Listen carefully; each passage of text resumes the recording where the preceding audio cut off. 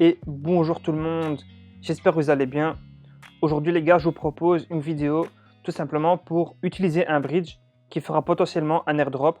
Si vous avez vu ma dernière vidéo qui était donc sur comment chercher par vous-même des airdrops, eh ben, vous avez vu sur DeFi Lama que j'avais parlé du projet donc Orbiter Finance, et donc aujourd'hui je vous le présente, comment je pense pouvoir être éligible pour un airdrop. Alors tout d'abord, passez directement par leur Twitter. Vous allez ici et vous allez cliquer sur le lien, voilà, ici. Rejoignez aussi leur Discord, tout simplement, pour ce que je vous montrerai après. Ok, donc on passe maintenant sur l'application. Vous voyez que moi, je me suis connecté avec MetaMask. Donc voilà, vous créez un compte MetaMask et vous mettez des fonds dessus, Ethereum. Ensuite, vous devrez aussi vous créer un compte argent. Donc je vais vous montrer ça maintenant. Donc vous allez sur Twitter, vous écrivez argent wallet. Voilà, vous allez sur argent, hop, et vous allez tout simplement vous créer un compte. Donc ici, voilà, c'est comme MetaMask, hein. Vous allez avoir votre phrase secrète que vous allez devoir partager avec personne. Ensuite, vous allez pour envoyer des fonds dessus. Et ensuite, pour envoyer en fait des fonds sur ce wallet là, il va falloir passer par l'application que je vous montre ici, Orbiter Finance. Donc là, en gros, vous avez vos fonds Ethereum sur MetaMask. Bien sûr, je pense qu'il est aussi important de faire des transactions avec un assez gros volume. Donc, je vous conseille de faire minimum 1000 dollars de transactions. Donc, ça ne veut pas dire que vous devez faire 1000 dollars d'un coup. Vous pouvez faire 5 transactions de 200 dollars du moment que le volume est assez élevé. Normalement, c'est bon. C'est souvent le critère minimum qu'ils choisissent pour faire un airdrop. Et imaginons maintenant que vous voulez transférer donc vos fonds vers Starknet. Starknet, donc, pour passer à Starknet, il va falloir passer par donc, Orbiter Finance, qui est un bridge. Donc un bridge, tout simplement, ça veut dire en français un pont. Donc voilà, ça fait un pont de Ethereum à Starknet. Et là, on voit que, donc là, si je vais par exemple transférer 0.01 ou 0.1, donc là, si je fais 0.01 et que je fais send, donc là, voilà, d'abord vous vous connectez bien sûr avec votre wallet ici argent et ici avec votre compte MetaMask. Ensuite, vous faites Ethereum vers Starknet, send.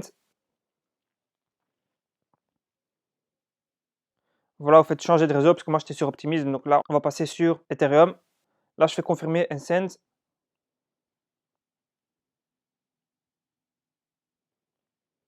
Ok, donc là, vous voyez que les frais, c'est quand même 1,28 dollars. Ça peut augmenter ou diminuer en fonction des gens. S'il y a beaucoup de gens qui font des transactions en même temps, bah, les frais seront plus élevés. Donc moi, je ne veux pas le faire parce que je l'ai déjà fait. Mais en soi, voilà, vous allez faire accepter. Ça sera marqué en cours. Ça peut prendre beaucoup de temps. Donc, comme ils écrivent ici, ça peut être fait en 1 à 2 heures, tout simplement parce que c'est encore en phase alpha. Voilà, donc ils ont encore des choses à régler, etc. Ne vous inquiétez pas, normalement, après, voilà, on va dire 5 minutes, vos fonds seront arrivés. Là, vous vérifierez donc votre compte argent et vous aurez normalement donc vos fonds ici. Et ça, pourquoi est-ce que je vous conseille de faire ça? En fait, tout simplement parce que on va aller sur ce site ici qui vous permettra d'avoir des rôles en fait sur leur Discord. Donc là maintenant, si je me connecte par exemple avec mon compte MetaMask, ok. Donc là, comme je l'ai dit, vous aurez dû rejoindre leur Discord et là vous faites donc connecter Discord avec votre compte MetaMask. Et normalement donc ici, il va pouvoir vous attribuer des rôles en fonction de ce que vous avez fait. Là, la première chose à faire, c'est quoi? Être membre, tout simplement. Donc, vous connectez votre compte ici, MetaMask. Ensuite, vous connectez votre compte Discord et normalement, vous aurez directement le premier rôle. C'est assez simple. Ensuite, le deuxième rôle, ce sera quoi? Connecter donc son compte Twitter et copier ici et vous le mettez dans votre nom. Donc, je vais vous montrer ça maintenant. Si je suis ici, je vais dans mon compte, je fais Edit. Vous voyez que moi, je l'ai fait. Donc, tout simplement, vous faites copier et vous faites Save. Donc voilà, vous aurez ensuite directement ici, vous faites refresh et vous aurez directement le rôle.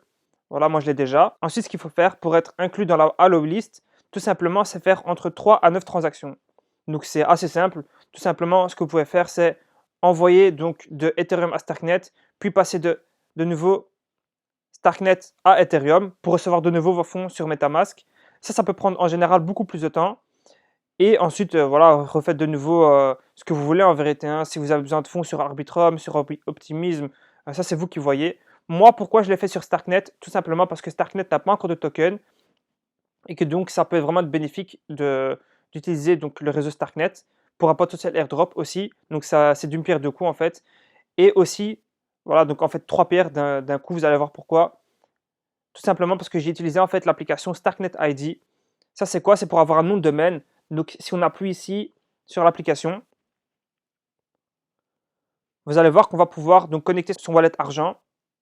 Vous avez donc pu envoyer normalement des fonds, comme je vous ai montré là tantôt, en passant de Ethereum à Starknet.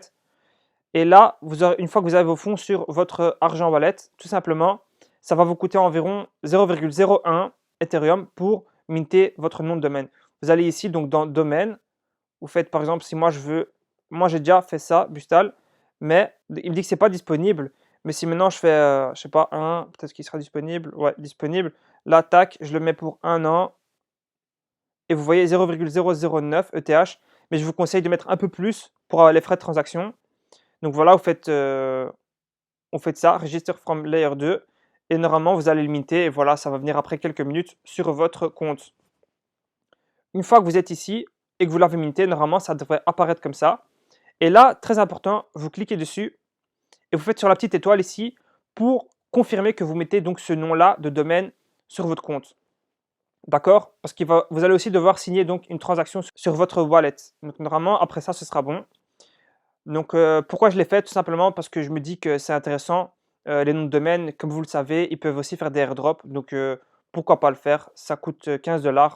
Donc, moi, je trouve que ça vaut le coup. Après, vous pouvez le faire ou pas, c'est votre choix.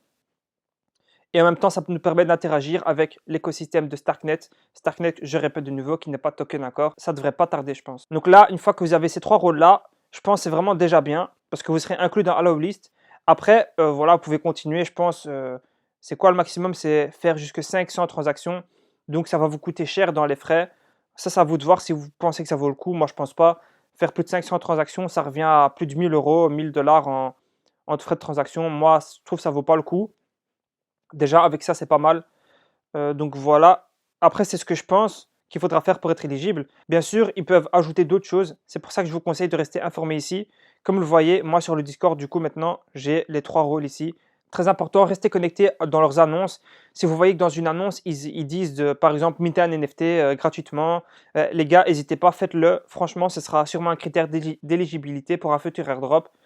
Donc voilà, je pense que j'ai tout dit et on se tient au courant les gars pour une nouvelle vidéo. Si vous avez des questions, n'hésitez pas à les poser en commentaire, j'y répondrai. Et on se dit à la prochaine les gars. Ciao.